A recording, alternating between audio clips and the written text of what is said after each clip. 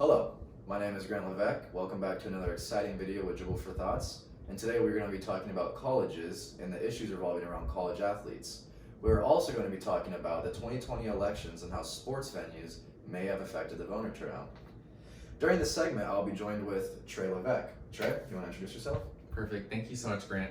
As Grant mentioned, my name is Trey Leveque. I am currently a fourth-year student at Arizona State University and Barrett Honors College, triple majoring in business with concentrations in global politics, law, and public service public policy with a certificate in cross-sector leadership. It's definitely a mouthful, but I also have a lot of experience working in the public sector, specifically at the Arizona State Senate and the Arizona Secretary of State's office. In both of these respective roles, I've been able to learn a lot about the Arizona legislative process, as well as learn a lot about a wide variety of issues that policies impact, including sports. So I'm really excited to be part of this conversation. Awesome. Yeah, that's amazing. Let's just get right off into it. During the 2020 election, multiple sports venues from all over the United States let people come and they let people vote in the venues. I just want to get your thought on how influential that was to the 2020 election and other campaigns that were being run. Yeah, great question. Sports venues and sports teams gave up a lot of different time and space of these venues, and that had a huge impact on voter registration and voter turnouts in the 2020 election. Specifically thinking about the election in 2020, the case of Georgia was very, very pivotal in the election, especially in terms of the runoff election for their senator seats. Okay. And so one of the teams in Georgia, actually several teams, spent time and energy putting together facilities where voters could go and vote the day of election, especially in this turnout, the voter registration of this senatorial election as well. And so through that experience, they had upwards of 40,000 plus additional voters that year compared to any other year, historically speaking. Wow, yeah, that's pretty amazing. Another follow-up is, do you think these sports venues will continue to do this in the future to help the polling? Yeah, I think as counties build these relationships with these sports teams and these venues, I think we're going to see historically over time more and more teams put in this work and energy, especially as more teams focus on civic engagement. Amazing. I totally feel like these venues are helping the younger generation realize that it's not just about, just the presidential campaign, it's more about all the campaigns and as a whole. Yeah, I mean, that's a great point too. I'll just add to that very briefly. I think with youth, especially being so integrated and knowledgeable about sports, Yeah. I think through sports being an avenue of people seeing voter registration and civic engagement being important, more and more young people are going to vote. Exactly. Cool. Another question to follow up with that is, how do you think this will impact how people view sports and politics? Very interesting question. I think as more people become more educated about policies that impact sports, I think you're going to see more and more policies to maybe regulate sports, whether that's the venues, the way that individuals are paid, the way that facilities are managed. I think we could see a spike in more regulations just with more people becoming aware of different possibilities and things that could be in place to improve whatever's happening. Okay. Yeah, for sure. I feel like we're just moving towards a society where everyone wants to be together as a whole, although it doesn't seem that way. So I feel like bringing politics into sports is a great way to introduce that. Well, anything off that as well, with how divisive and polarized our country has become with the two-party system we have established, I think sports is a great way, as you kind of alluded to, of bringing people together. And hopefully that can be a solution in the near future to, again, continue this bipartisanship and bringing people together in communities and especially building the communities themselves from the ground up. Yeah, it's always been like that too, even from the past, like early 90s. Yeah, it's pretty crazy. Another question, this is going to be moving towards the college topic, is should college athletes have to fight for their right for their name and likeliness in college? More specifically, should college athletes feel the right to work their asses off and not get the recognition that they deserve? Great question.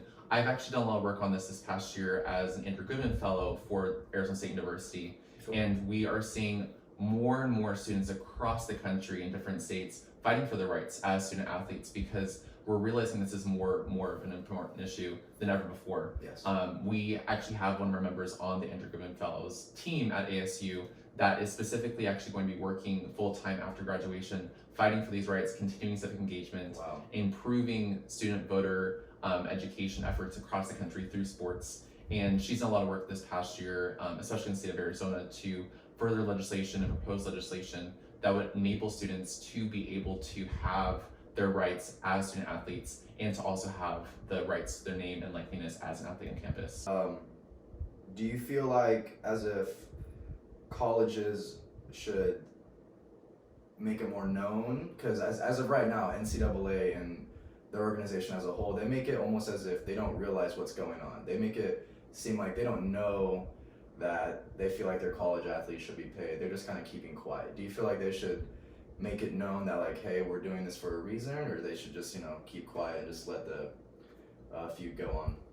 I think colleges are very aware of the fact that there is a monetary value to these student athletes, whether it's their name or their athletic abilities. For sure. And I think as more and more universities, and also this conversation continues nationally, we're going to see more universities propose or support legislation that supports these student athletes in receiving monetary value for their likeliness and name. For sure. Good example would be DeAndre Ayton just over here at U of A. He got paid pretty good, decent amount. So I also just want to ask, like, what are your thoughts on under the table paying towards college athletes that, for sure are like future in the NBA, future in the NFL. So there's no wrong being in just sliding a couple, money under the table. It's hard. I mean, I don't have any direct experience working with that kind of legislation, but I think for a lot of people that just feels very wrong. And even though there might not be a lot of legislation or regulations in place to manage that, I think for a lot of reasons that it is very frowned upon across the country in terms of universities doing actions like that.